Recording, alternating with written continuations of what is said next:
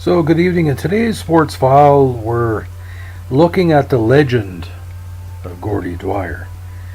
Now, for the uninitiated, Gordie has been a friend of mine as long as I can remember, but our story together goes back about 20 years. We have a very unique relationship. Not only we share the same hometown or birth town of Dalhousie, New Brunswick, we both had a great love of hockey, which started at an early age. First became aware of Gordie when he was a young minor prospect many years ago, before he entered in a junior career in the Quebec Major Junior Hockey League in the 1994-95 season with the Hull Olympics. Now, when he started his career, Gordie's always been a rugged player, but what happened with many young maritime players, he was a role player as an enforcer. He's a forward who could score a lot of goals, but he amassed a massive amount of penalty minutes for the Hull Olympic, Laval Titan, Beaufort, Harfangs, Drummondville, and the Quebec Ramparts. Especially with the Hull Olympics, because him and Peter Worrell were considered the two top enforcers in the 1990s in the Q League. But when people really started to take notice of him was his last 2 years of junior, when he scored a combined 49 goals and 114 points for Drummondville and Quebec, which drew attention a second time to his NHL career, because it was a very unique situation, because he was drafted twice in the NHL. In 1986, he was drafted 67 overall by the St. Louis Blues. But as Gordie told me a couple of years later, when I first started covering him on a professional level, officially, he decided to re-enter the draft, and one of his favorite teams, the Montreal Canadiens, took him in the sixth round, 152 overall in the 98 draft. And that's where Gordie's legacy of being not say a journeyman player, but a player who was wanted by a lot of teams started. After a quick start in the Montreal organization with New Orleans and Frankton, he eventually ended up next year with the Quebec Citadels, and he finally got a big NHL break by being the enforcer with the Tampa Bay Lightning for 24 games in the 1999-2000 season. He also played with the Vipers that year. But as his career started to progress, he was seen as one of the toughest players in the league, but also one of the most hard to handle. Very strong guy, 6'2", big, 210, 220 pounds.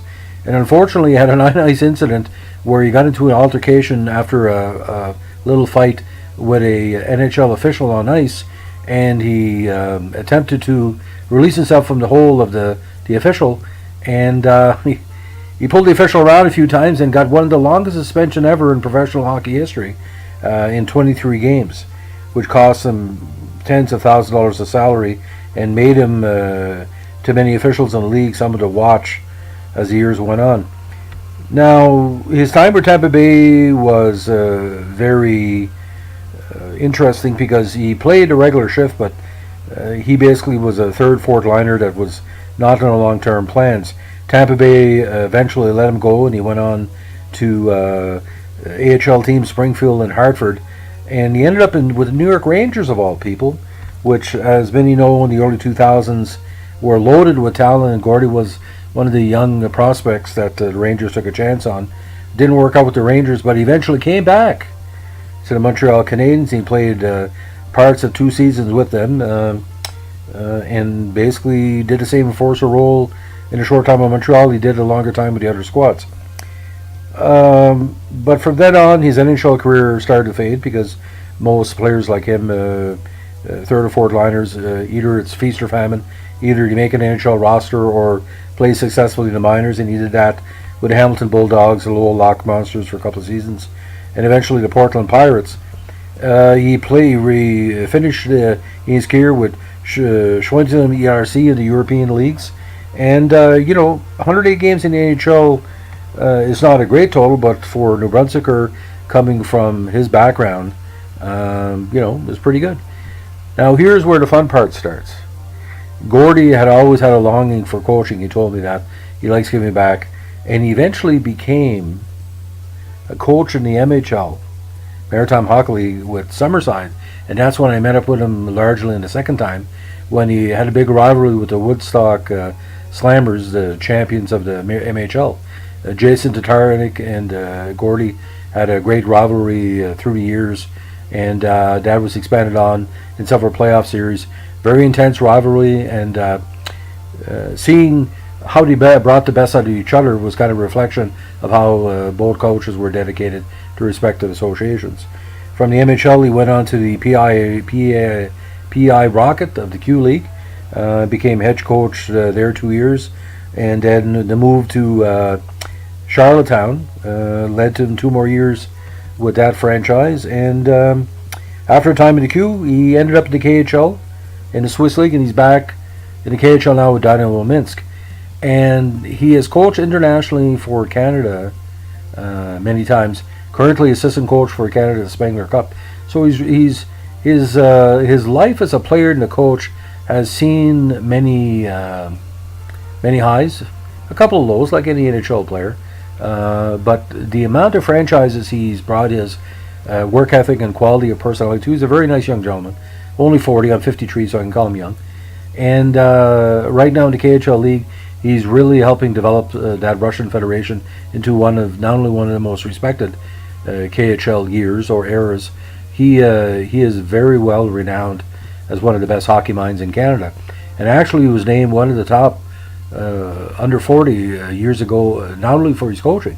He came up with a specific design for a sock that would prevent hockey cuts or hockey skate cuts in the lower leg area by the use of this protective gear. So Gordie is what you call a renaissance hockey player. Yes, he's played as an enforcer, as a goon, role player, but what he gives on the ice, he also gives back off the ice. He's a good family man. He represents 2 great regions of Dalhousie. Also, he has great family in the Nackawic area. And it's been my honor to really chronicle his whole career because he's done a lot. He's put New Brunswick again on the map in relation to NHL and AHL players as coaches. People like him and John LeBlanc and Corey LaRose out of Hamilton have really been role models for people that want to, a pro NHL or AHL career. Great success. Anyway, if you have a chance, check out some of Gordie's links online, especially that 23-game suspension, because that video will live in infamy. Because, Gordie's a really nice guy, and it just happened, was just a bad incident. He wasn't deliberately trying to hurt anybody, but he, that old North Shore temper, especially with a little bit of Carleton County too as well, or Carleton County region. It's something to see. So you can find the video, look at it. And if you ever meet Gordie, if you want to talk hockey with somebody who knows hockey, Gordie is that type of guy. He's a big brain for hockey. And what's nice about him and his extended family, the Viennos that are all over northern New Brunswick and some in the Nackawic area, a great legacy of sports, bodybuilding, weightlifting, boxing, volunteerism. My old friend Jerry Vienno, God bless his soul, told me years ago, one of Gordie's family members, that we're proud of everybody, including Gordie, but what he meant to say, his lineage is all about quality, not only of an athlete as a person. So if there's any good guys in hockey that you haven't heard about, check Gordie, and if you do meet him, say hi. He's often seen at family or gatherings, and he stands out. He looks like a movie star. If you look at these photos, he's a very handsome young man. One of those handsome gingers that should have been a superhero. And who knows? Gordie puts his mind to stuff. He can do anything. I mean, maybe he gets into acting down the road. He's a superhero to many, and he's a good guy. So I hope this podcast gives you a little bit of a legend of Gordie Dwyer. But the roads he's been on and the roads I've covered him as a hometown hero have been long and have been a lot of success. And let me tell you, what would the NHL be like without people like Gordie Dwyer, who basically went to reach a goal and were dedicated to hockey in every level?